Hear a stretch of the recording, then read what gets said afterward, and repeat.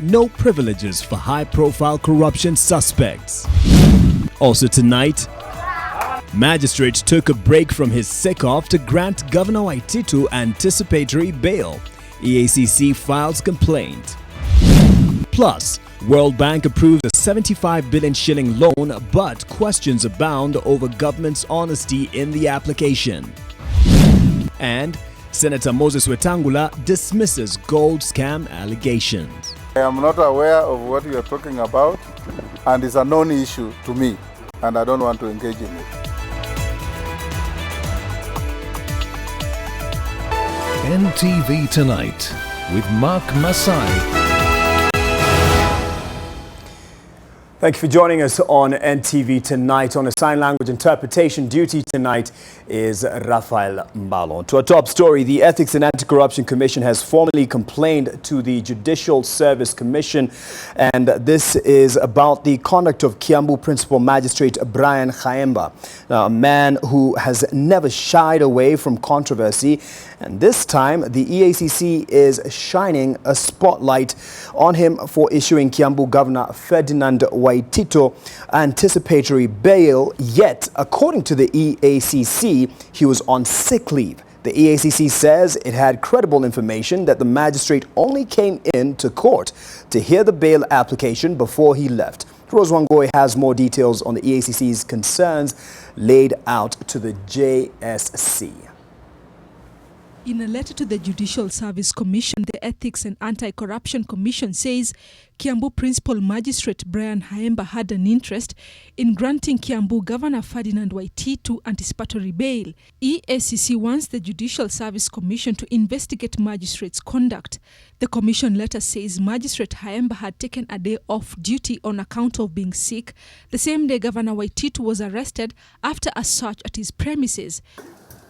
The anti-graft body goes on to accuse the magistrate of turning up at his workplace to deal with the governor's anticipatory bail application despite being off duty. EACC claims Magistrate Khaemba only dealt with the Waititu application before leaving his workplace and carrying on with his day off. The commission says it had obtained a court order to conduct the search at Governor Waititu's premises.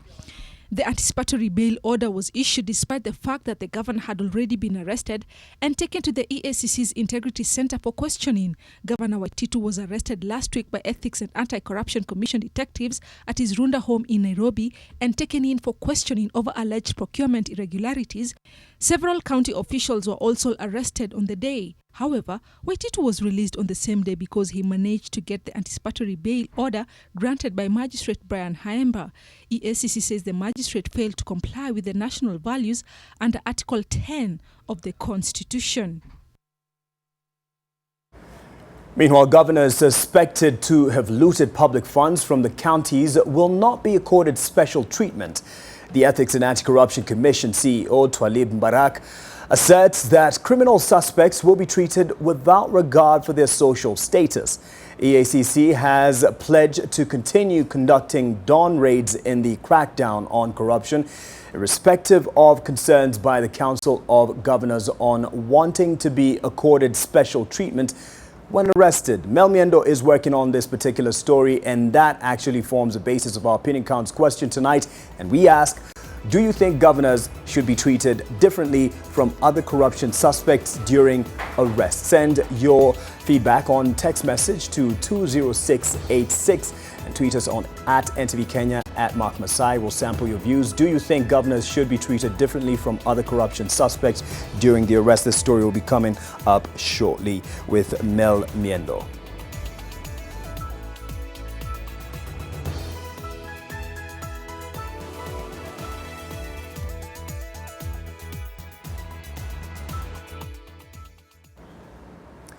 As this happens, the country's public debt just went billions of shillings higher after the World Bank approved a request from the government for 75 billion shillings. A statement from the lender of lenders has confirmed that indeed it honored the request for the loan that will go into reforms to enhance inclusive growth and aid in achieving objects of Vision 2030. And as Ken Mijungu reports, the discontentment of many embodies the more money, more problems line for the Kenyan government, especially in light of the reasons given to secure the monies. After 10 years of non-reliance on the Bretton Woods institutions for finance, Kenya has broken its own tradition, aided by the generosity of the World Bank Board of Directors, who have stood behind Kenya in its quest to fund its move to enhance growth and achieve Vision 2030 objectives. The loan has been granted by the International Development Association, which helps the world's poorest countries. It says its loans have very low interest charge and repayments are stretched over 30 to 38 years. This approval coming at the back of another borrowing through a Eurobond that raised 210 billion shillings. Treasury has justified its move to obtain the loan from the World Bank, with CS Henry Rotich saying that the loan is quicker, more effective, and the money reaches where it's intended as opposed to project-based funding. Kenya had told the World Bank that the war on corruption had yielded fruit and that action has been taken and continues to be taken against the corrupt. Treasury also assured the World Bank that they had sealed all loopholes for corruption, and on this strength, the loan was approved. It will be difficult, it will be noisy, but it will happen. It will happen. It will happen because there's no going back, and this is an agenda. Although the period of maturity was not captured in the statement, it's clear that the World Bank is keen on Kenya's economic well-being.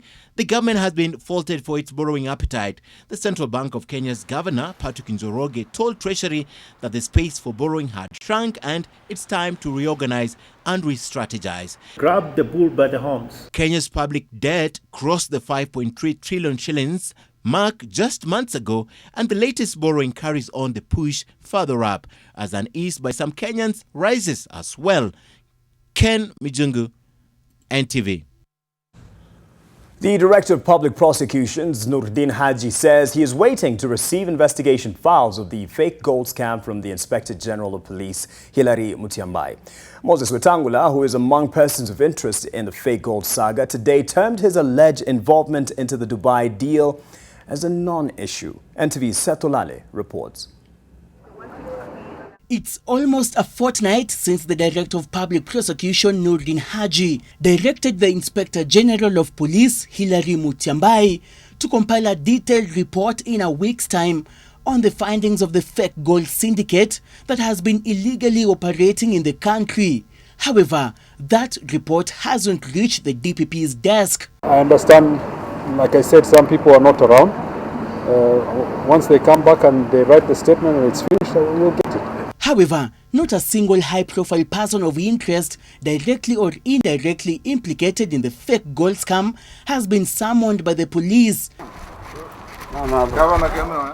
Bungoma Senator Moses Wetangula, who detectives are treating as a person of interest in the 400 million shillings UAE fake gold scandal, says his alleged involvement is a non-issue. I am not aware of what you are talking about, and it's a non-issue to me, and I don't want to engage in it. This is despite the alleged leakage of an audio conversation between the senator and a businessman linking him to the scam. Will be a disaster for all of you, myself is included. Because there will be none whatsoever. Take my word, my brother. Zahir Janda, who claimed that he got into a contractual agreement with the Dubai-based gold trading companies Livia to offer advisory services, is also another person of interest in the fake gold scandal who is yet to record a statement on his alleged involvement. We are being tagged names which doesn't belong to us. I have absolutely never done business of gold in my life. Actually, this is my first time doing the gold business. So far, more than 30 suspects implicated in various fake gold dealings have been arrested and charged in court. From that scam on to another, at least ongoing scams and investigations. Governors suspected to have looted public funds from the counties will not be accorded special treatment. The Ethics and Anti-Corruption Commission CEO Twalib Mbarak asserts that criminal suspects will be treated without regard for their social status. EACC has pledged to continue conducting dawn raids in the crackdown on corruption irrespective of concerns by the Council of Governors on wanting to be accorded special treatment when arrested. Mel Miendo now reports. They are requesting for VIP treatment when we arrest them. So maybe in the next financial year, I'll put an account requesting for special BMWs and Mercedes-Benz for the arrest of governors.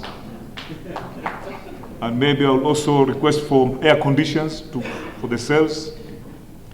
What I know is that a criminal suspect is a criminal suspect. EACC Chief Executive Officer Twalib Mbarak says there will be no special treatment for governors during raids and arrests. This emanating from the arrest of Kiambu Governor Ferdinand Waitito on 23rd May by EACC detectives over corruption allegations in irregular tendering process at the county of an amount of over 580 million shillings. The Council of Governors expressed concern over the supposed embarrassment visited on the governor. They were of the opinion that governors should not be arrested in front of their family members and in the glare of the media. EACC has dismissed those concerns. If we are picking a suspect, he'll be just treated as a suspect. And we are not saying that they are guilty, we are just saying they are suspects. So, and I think the car we are using to carry them is good. It's a matatu like it's not a police Land Rover or a pickup. So they should appreciate that we are trying our best, and that is the resource that we have. Mbarak added that the trend of arrests will not be reversed. The only advice that I can give them is that they should be accountable and will desist from raiding them. But as long as we get information and we have some sort of evidence that they are doing something fishy, we'll run for them. Waitito was arrested over not only alleged irregular tenders but also money laundering, conflict of interest, among other offences. The EACC is currently investigating a number of governors and their spending of public funds at the county level. But this is not the only investigations that are ongoing. The much spoken about Aror and Kimarer Dam scandal has also been hot on detectives' heels, with Director of Public Prosecutions Nurdin Haji on record stating the case as complex. The DPP says investigating a complex case may take close to 2 years. Recording statements from a whistleblower takes the shortest time, a one-day affair. Finding tender documents and interviewing tender committee members takes 1 month. Tracing funds from public organizations to local banks would use up to 2 months. Tracing funds to foreign countries can take up to 6 months. Applying for freezing of local accounts 1 month, and applying for extradition of a foreigner another 6 months. The complexity of cases is further heightened by investigators being threatened. The other day we were sitting with the DCI. Officers were saying they were being followed all the way home because they are working on an important case. Being tracked, people going and asking wako wangapi hapa nyumbani, wanafanya nini, wengine manyumba yao imevunjwa, just to intimidate us. The DPP was speaking during a meeting with religious leaders in the country that tackled the issue of cooperation with criminal agencies in the war against graft. In another meeting with UK envoy Nick Haley, the United Kingdom has confirmed that assets and money recovered in the UK will be returned to Kenya. Both the DPP and EACC Chief Executive Officer had travelled to Jersey in early May over funds allegedly stashed by former Nambale Member of Parliament Chris Okemo and former Kenya Power boss Samuel Gishuru in the tax haven. Would like to see those individuals extradited to Jersey to face trial there, and that extradition would unlock the repatriation of those funds which have been frozen by the Jersey court. So that's one example of where, when the legal process is complete, the funds can come back, and we want to see much more of that. Mel Miendo, NTV. That story is the basis of our opinion counts question, and we asked earlier, do you think governors should be treated differently from other corruption suspects during arrests? Send us your feedback and your opinion to the number 20686 via text, or tweet us and tag at NTV Kenya at Mark Masai.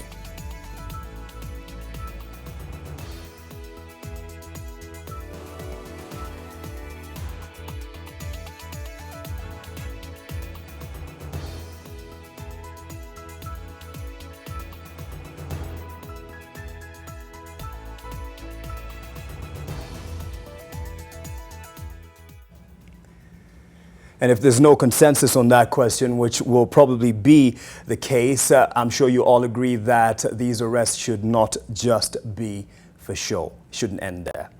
Now, 2 days from today, the country will be marking 1 year since President Uhuru Kenyatta ordered lifestyle audits of all government officials and a fresh vetting of all procurement officers in ministries and departments. The audits were meant to clean up the system and weed out the corrupt. A year later, and not much seems to have been done. NTV's Silas Apollo takes stock of the president's empty promises. It has been a year since President Uhuru Kenyatta talked big, really big. All heads of procurement and accounts in government ministries, departments, agencies, and parastatals will undergo fresh vetting, including polygraph testing, to determine their integrity and suitability. An agitated President Kenyatta giving an order for the vetting of officers in government departments said to be the epicenter for the pilferage of billions of taxpayers' funds. Later, President Kenyatta, in his characteristic style, also ordered for a lifestyle audit of all government employees, including him and his officers. Na ule wa kwanza kufanyiwa lifestyle audit ni mimi, kwa sababu mimi ndio mfanyikazi number 1. Si ndio hiyo? Yes. Mimi, alafu tuende kwa huyu, alafu tuende kwa governor, alafu tuende kwa masharia. Kila mtu aseme hii maisha unaishi kwa njia gani. At the time, Kenyatta argued that the exercise was aimed at exposing the corrupt who have consistently benefited from public coffers at the expense of the commoners. But a year down the line, it would appear it is business as usual. Some critics had initially argued that the process lacked a political will. What was fascinating was that we found at the top of government, in 3 particular departments, in the Office of the President, Ministry of Finance, and Insecurity, there were procurement officers who were circulated only within those 12 guys, 12 men, who for 20 years had been circulating within just those 3 departments. And when you looked at all these things, we call them Goldenberg, Anglo Leasing, etc., the signatures of those 12 are on all those documents. The vetting of procurement officers is said to have affected about 1,000 officers. But sources within government now tell NTV that only less than half have since been recalled.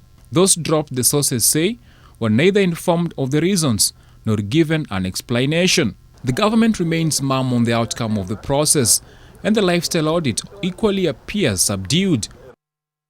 Some also question the rationale used, with fingers pointed at the exclusion of senior government officials such as principal secretaries and chief executive officers who preside over procurement. And as the clock ticks towards the next Madaraka Day celebration scheduled for Saturday, all eyes will once again be on President Uhuru Kenyatta's speech. The question this time still is, will it be more about the blame games and warnings, but with little action? Silas Apollo, NTV. Now to security concerns. In an effort to stem the tide of insecurity in parts of Baringo County, the security bosses there today conducted an aerial surveillance, of volatile parts of Baringo North and South in the wake of the killings there. Baringo County Police Commandant Robinson Diwa said they had received reports that a group of more than 50 bandits had regrouped in Arabal and were planning an attack. This comes in the wake of government plans to disarm the National Police Reservists in the North Rift and register all guns in civilians' hands. Now, this decision has, however, been met by protests from the leaders and residents there who say the disarmament has left them exposed to more attacks. The commander-in-chief, that's the president, had something to say about the insecurity in the country. We'll be able to sample his directive in a bit. Well, to something that you would consider maritime security or insecurity in terms of our resources, crew members of 2 Chinese vessels seized by the Kenyan Coast Guard 2 weeks ago and escorted to the port of Mombasa claimed the vessels were cleared to be in Kenyan waters. The Kenyan Maritime Authority, on the other hand, maintains that the vessels did not meet the standards required. The 2 fishing vessels owned by Zhejiang Hairong Ocean Fisheries, a company that had entered into a business venture with a locally owned Everland Foods Limited to conduct fishing in Kenya's territorial waters. However, what is not clear is how the two vessels were intercepted and detained by Kenyan authorities despite being cleared from Iran and claiming to have applied for fishing licenses and other safety certificates as required by maritime law. Kevin Mutai tells us more. The two Chinese vessels, Hanrong 108 and Hanrong 109, are fishing vessels from Iran and were in the country to conduct large-scale fishing. But since their arrival almost 2 weeks ago, the ships are lying at Kilindini anchorage in Mombasa after they were intercepted in Malindi by the Kenya Coast Guard Services. A locally owned company, Everland Foods Limited, claims that the vessels have been detained for breaching the law despite engaging Kenyan authorities even before the two vessels left the port of Abbas in Iran. According to documents seen by NTV, two officials from the Kenya Fisheries Services and another from the Kenya Maritime Authority were facilitated to go to Iran to conduct inspection on the two vessels in February this year, and the officials recommended their registration here in the country. The said vessels were then awaiting for the second inspection, which was supposed to be conducted in Malindi. And on 13th May 2019, Everland Foods Limited wrote to the Kenya Fisheries Service, the Kenya Ports Authority, the Kenya Immigration Services, and the Ports Health, informing them that the vessels had docked in Malindi, only to be detained 5 days later. 20 crew on board the two vessels, 13 Chinese and 7 Indian nationals were also detained on grounds that they did not have travel documentation. It will take a bit of time to do the inspection. But the first breach is that vessel was supposed to come to Mombasa and not Malindi as the first port of call. The crew on board protests, saying that their being in Malindi was fully accepted by the Kenyan authorities and that they even received docking coordinates from the Kenya Ports Authority. With respect to the Maritime Authority mandate is to ensure that these vessels first, they have the proper documentation for them to operate. The Chinese company Zhejiang Hairong Ocean Fisheries and Everland Foods Limited had applied for a license from Kenya Fisheries Limited and registration by the Kenya Maritime Authority to explore fishing beyond 12 nautical miles within Kenya's exclusive economic zone. The two vessels were given a green light to be used for golden crabs and lobsters fishing. The fishing regulator had, however, restricted the two companies from bringing in 2 more vessels meant for catching snappers and groupers because the species are classified as endangered in Kenya's territorial waters. The Hanrong 108 and Hanrong 109 will remain detained until they are registered and a certificate of registry is issued. Kevin Mutai, NTV, Mombasa. I just mentioned a directive given by the Commander-in-Chief, that's President Uhuru Kenyatta, who gave law enforcement agencies the directive to stop the cold-blooded killings that have been taking place in the country recently. The president spoke amidst a wave of senseless killings by criminal gangs in several parts of the country that have put a blot in the police service which appears out of depth in containing these cases. The president also said the rise in cases of mysterious killings involving innocent Kenyans across the country was alarming, unacceptable, and required urgent and decisive action from all law enforcement agencies. He called upon the police to deploy all resources and move with speed to bring the killers to justice. The head of state regretted the unexplained and gruesome murders when he sent a message of condolence to the family of Governor Jackson Mandago, whose brother was found dead in an unfinished house in Eldoret.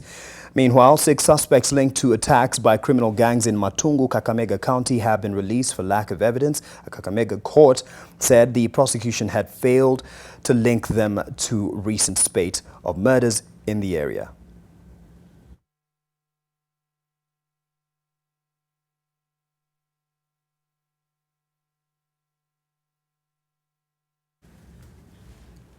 October 2013, a man whose face was hidden and voice distorted stood to testify before the International Criminal Court in The Hague in a case against Deputy President William Ruto and radio journalist Joshua Arap Sang.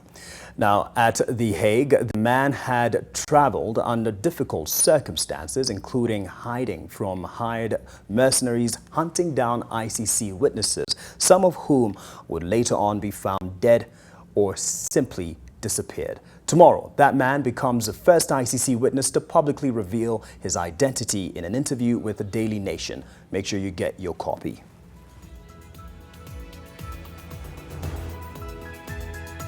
With 23 minutes past the hour, NTV Tonight takes a short break. Stay with us.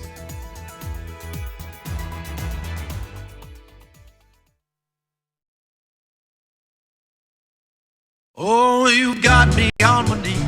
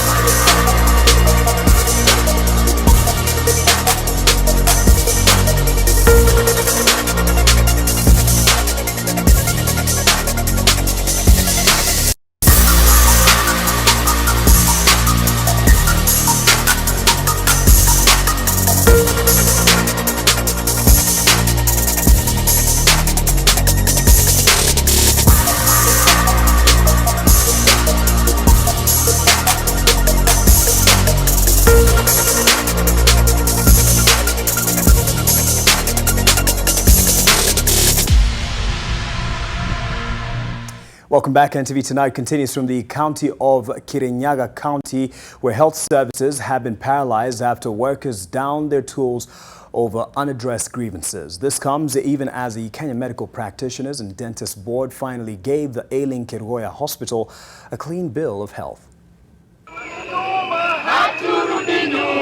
The doctors held the picket lines carrying placards that bore their demands. They said that the 7-day grace period that they had given the county for talks had lapsed, but the county government had taken a tone-deaf approach to their concerns. We have tried to contact the county on several occasions, including on the day that we issued our strike notice that was on the 20th of March. They have still not made any efforts to consult us or to meet us for any meeting to sort our issues. We are very aggrieved. We have 3 doctors who are in postgraduate who have not been paid in 10 months. The workers claim the county has failed to provide a conducive working environment that upheld the dignity of the profession. They also say that they are not well facilitated to effectively care for their patients.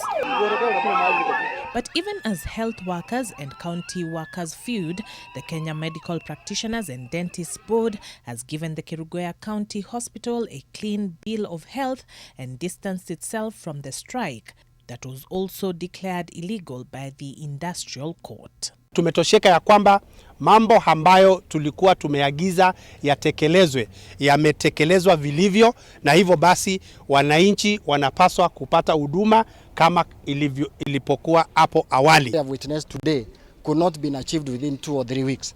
It means that it was there, only that somebody somewhere and tried to do some sabotage. I want to take this opportunity also to appeal to the few doctors, the lab technicians and clinic officers who I'm told are on strike as I'm talking.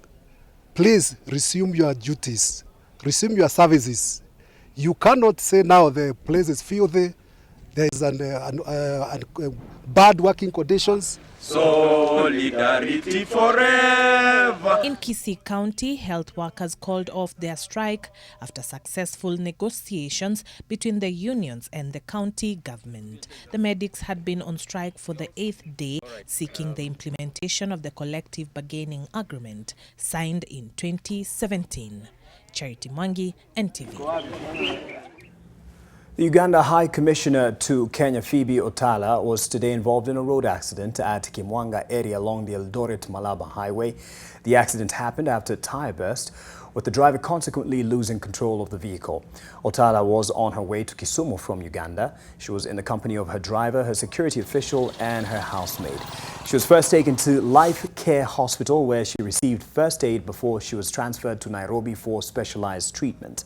Now, in our 7 p.m. bulletin, we reported erroneously that the ambassador had died. We regret the mistake and apologize. The High Commissioner, Phoebe Otala, is alive and she is receiving treatment after being injured in the accident.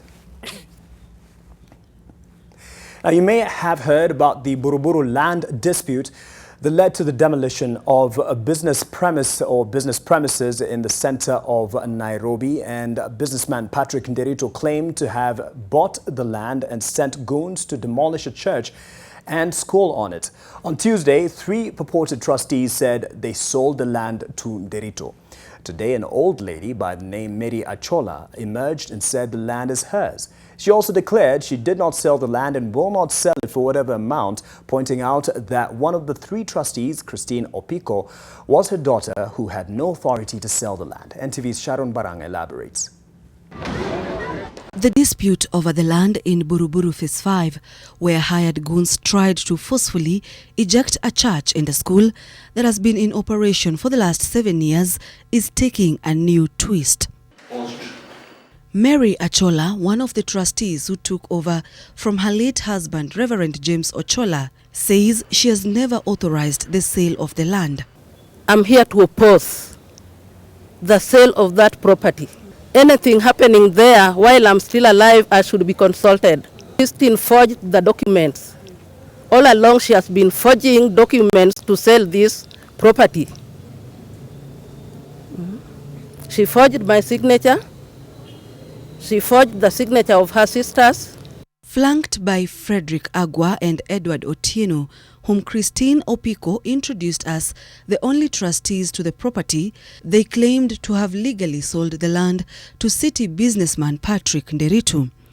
They then went ahead and notified the church and school to vacate. She sold it without consent from me. She did not consult me. She did not consult any of the family members. She has done a lot of things without consulting me as the mother or as the chairperson or as the wife of her late father. Glad Tidings Crusade Church, under the leadership of the late Reverend James Ochola, acquired the land in 1981. I'm not ready to sell that property to anybody. I'm not ready to sell it to Mr. Nderitu. I'm not ready to sell it to whoever comes with billions or millions of shillings. I'm not ready. It is for church, and it will remain for church. We have been paying our rent on time up to the 5th of this month, so we are in no rent arrears at all. Concerning the matter at hand, nobody served us any notice. Nobody gave us any order. Lawyers representing the Mary Ochola, Nairobi County Governor Mike Mbuvi Sonko and Patrick Nderitu spent the better part of the day at the Milimani Commercial Courts. The case will be heard on 4th June. Sharon Baranga, NTV. Sharon's report brings us to our next break. Business News is up next with Dan Mwangi.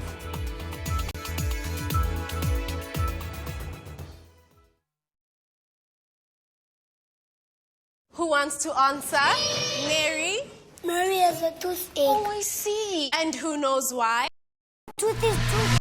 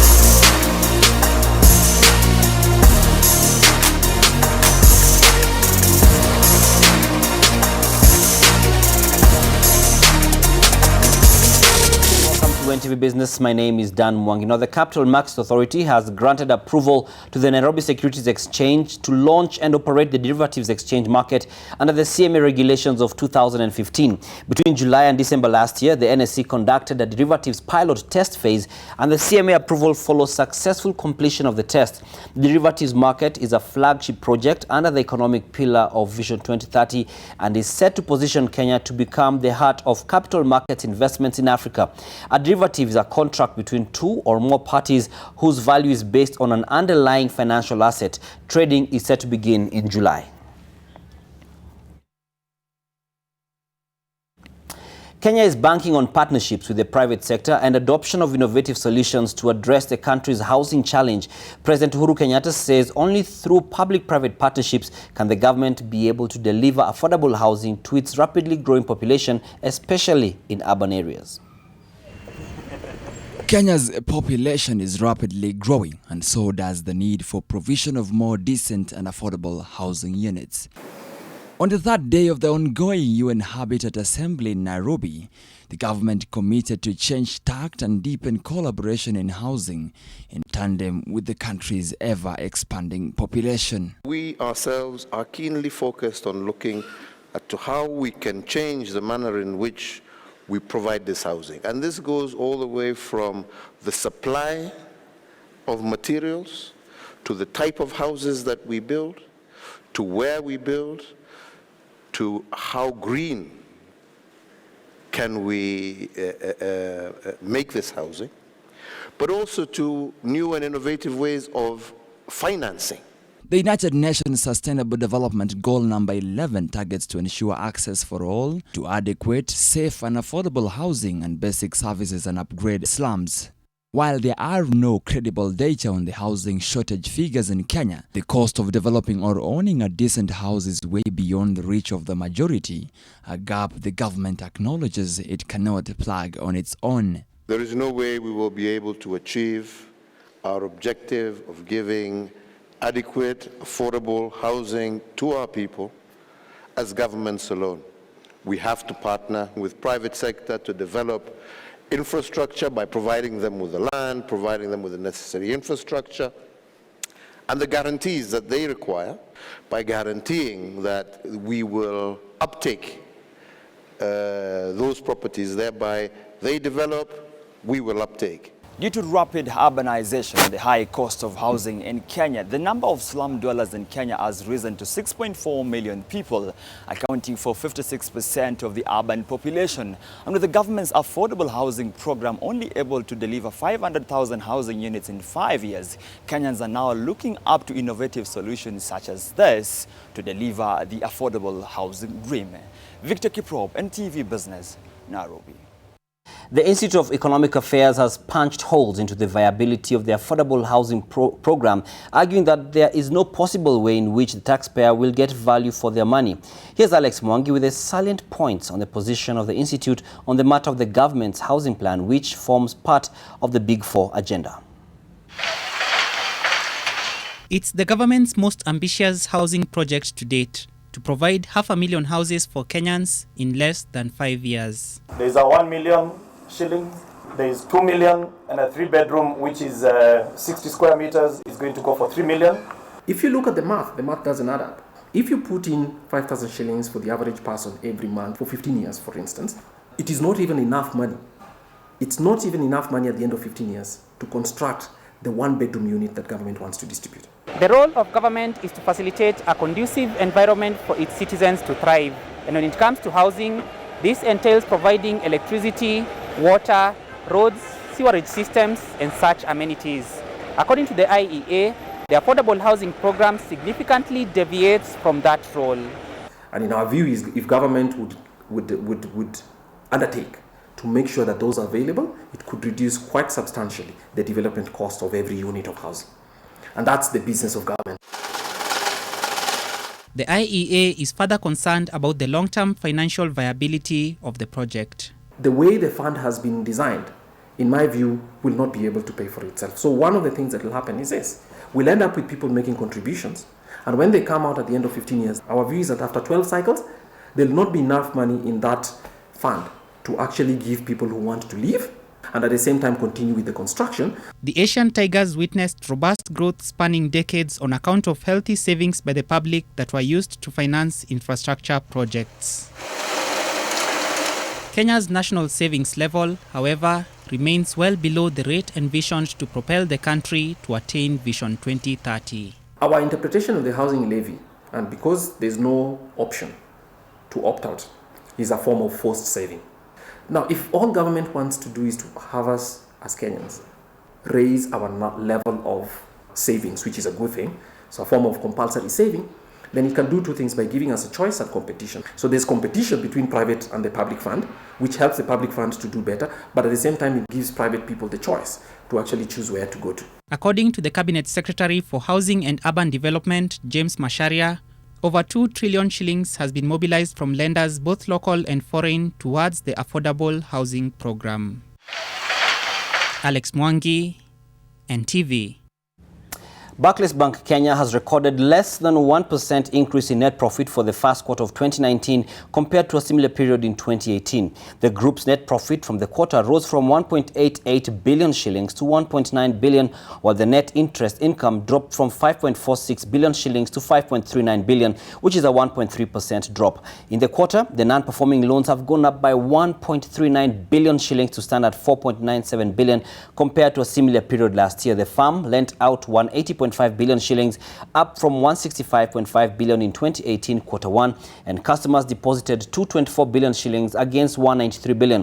One of the main causes of the marginal improvement is that 243 million shilling one-off deduction for costs to be incurred in the transition from Barclays to ABSA. These, the lender says, are to cover investment in systems required to be separated, transitional service agreements costs to be paid to Barclays PLC during the separation, and rebranding costs. Now, if this one-off deduction was not factored in, the lender would have made a 13.8% increment in net profit and not the 0.9% it made.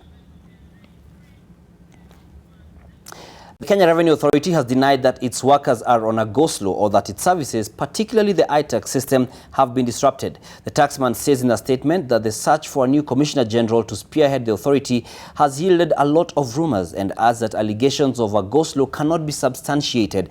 KRA, however, has urged members of the public to submit information they have on the 5 candidates who have been shortlisted to succeed John Jiraine by Friday this week.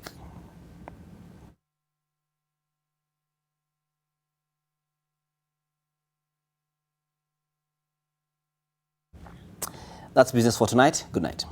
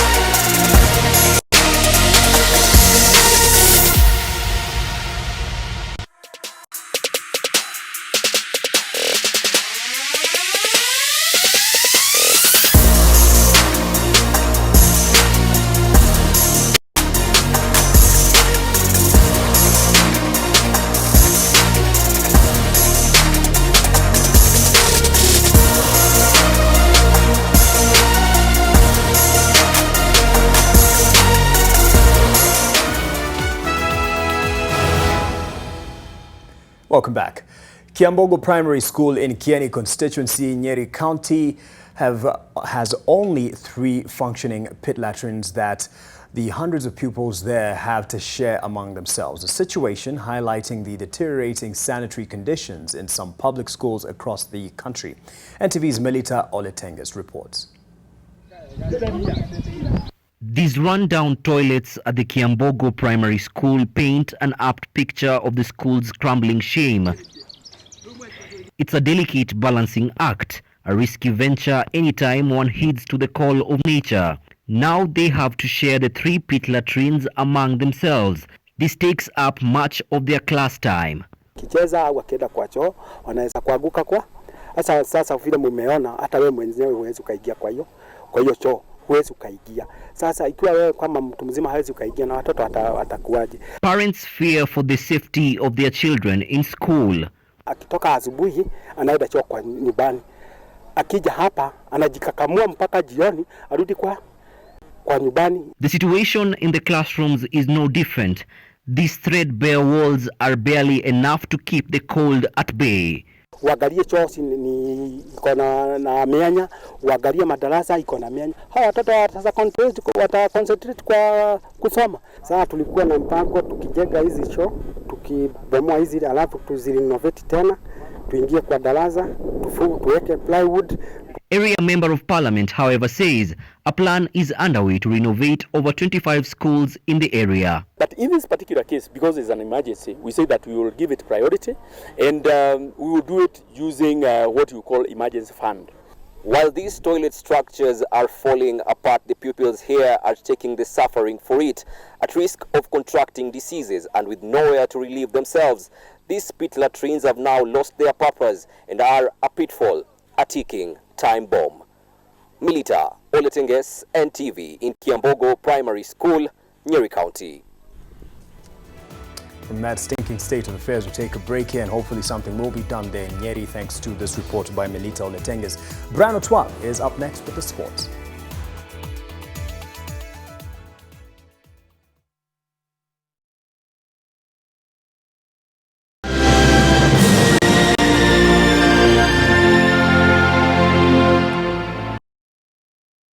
Usinyanyaswe na late fees au malipo ya siri kwenye mkopo wako.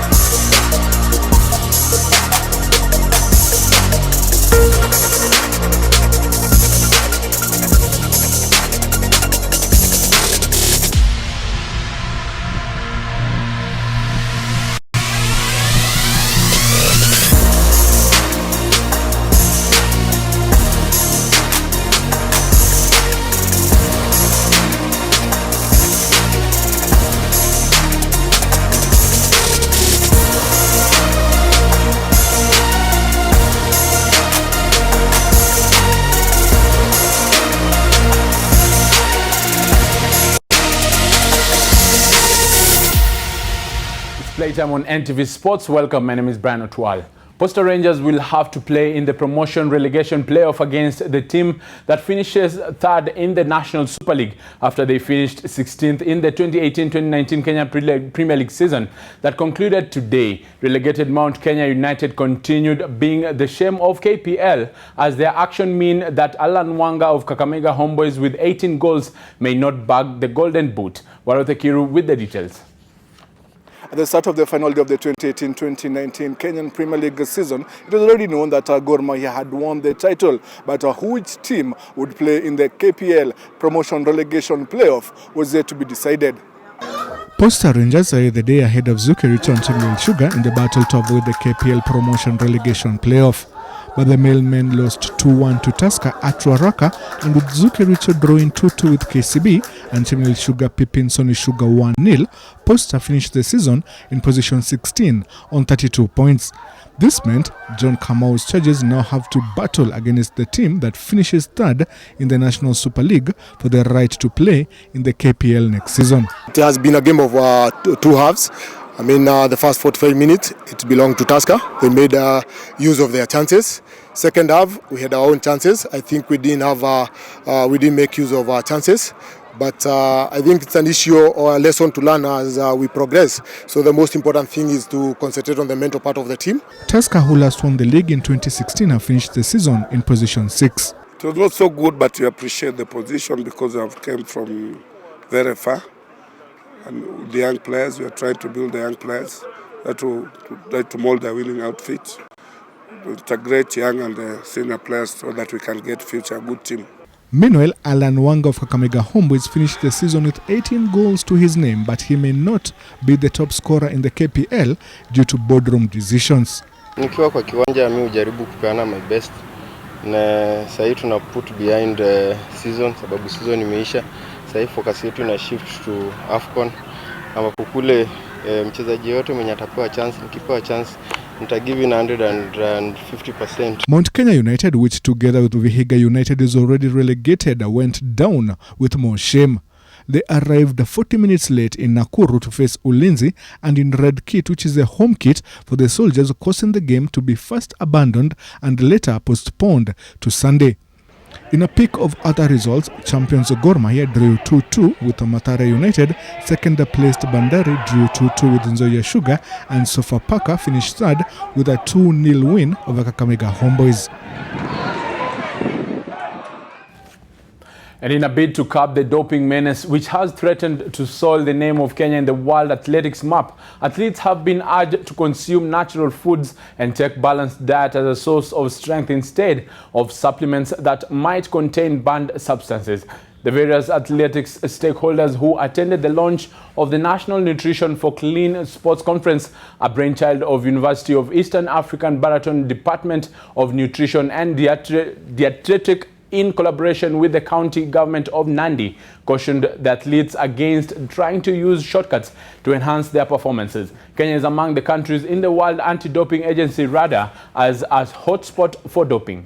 Sometimes what is available out there in terms of food supplements, nutritional supplements, could be also dangerous because we don't know what substances are added into those substances.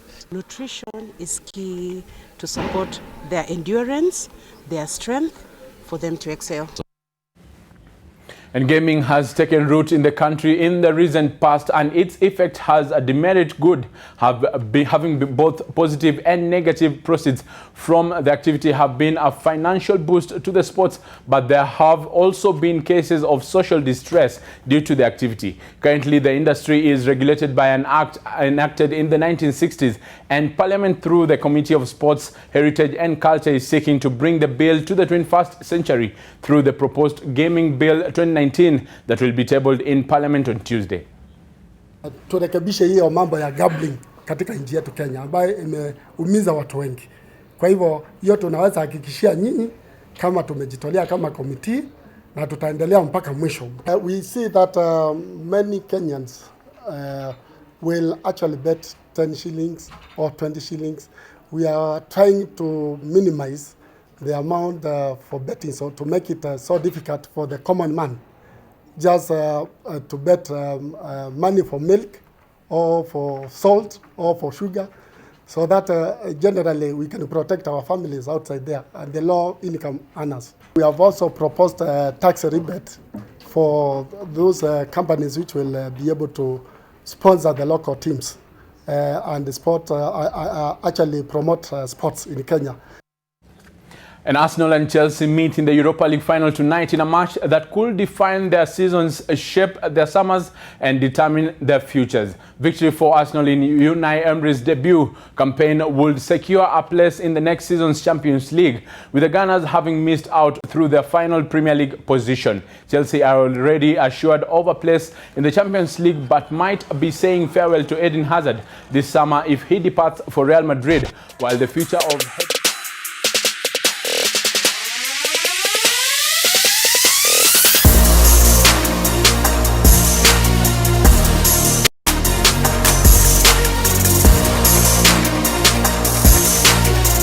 and the results of the Europa League also in our early bulletins tomorrow. But for now, have a lovely night. My name is Brian Otwal.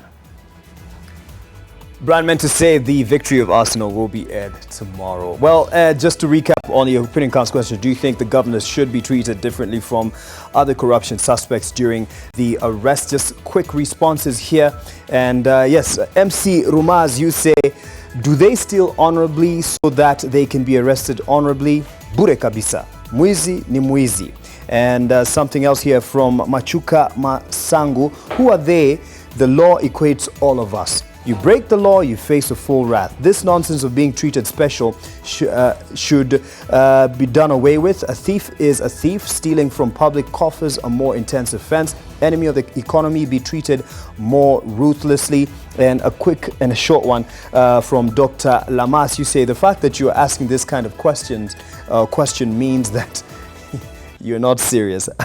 I assure you, we are very serious about the news that we bring your way and the questions that we ask. Thank you for watching NTV Tonight. My name is Mark Masai, and thank you to Rafael Mbalo for the sign language interpretation and the team behind this production. Have yourself a good night.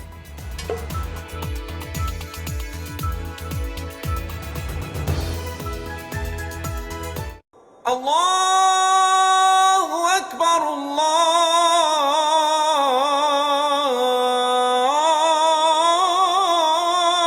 Akbar. Ashhadu an la ilaha illa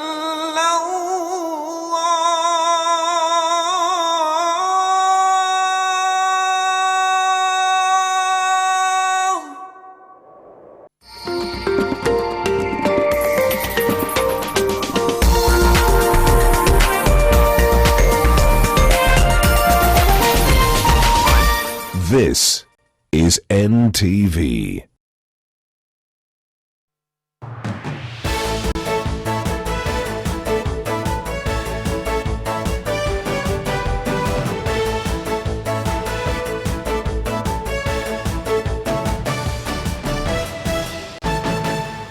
It is another beautiful day. Thank you so much for joining us, and I'm super duper excited because we have 2 more days, yes, to know the winner of the grand prize. But my name is Tracy Wanjiro. My name is Jeroge. We have been giving away shopping vouchers worth 2,500 Kenya shillings every single day, and unfortunately, but still fortunately, we have 2 more days, including today, to give away this 4 shopping vouchers. Hii Friday kuna watu wawili wanapata ticket all the way. Tunaenda international to Dubs, si Dubeli, si Duboine, Tracy, Dubai, Burj Khalifa, UAE. Nakwambia ushaipiga selfie ya dunia. Hapo jua hiyo utapiga hivi selfie ya dunia. You can see everything. Oh yes, na nakwambia ni kitu rahisi sana Tracy. Ni kukaa tu NTV, kuwatch, kujibu swali and win. Simply look out for questions every hour on what you have watched. The questions will be as easy as ABC. Alafu unachukua simu yako, reply 1 or 2 ukianza na word win to 20686. SMS hailipishwi. Endelea kuwatch, ungoje kushinda. If you are the lucky winner, you will receive a call from 0719038866. Kumbuka, sheria na masharti inafuatiliwa.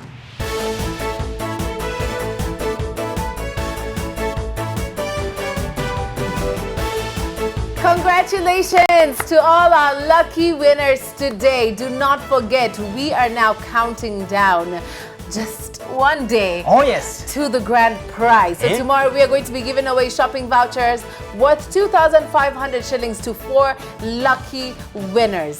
In just a day, kuna mtu anajishindia a trip for 2 all the way to Dubs, Dubai.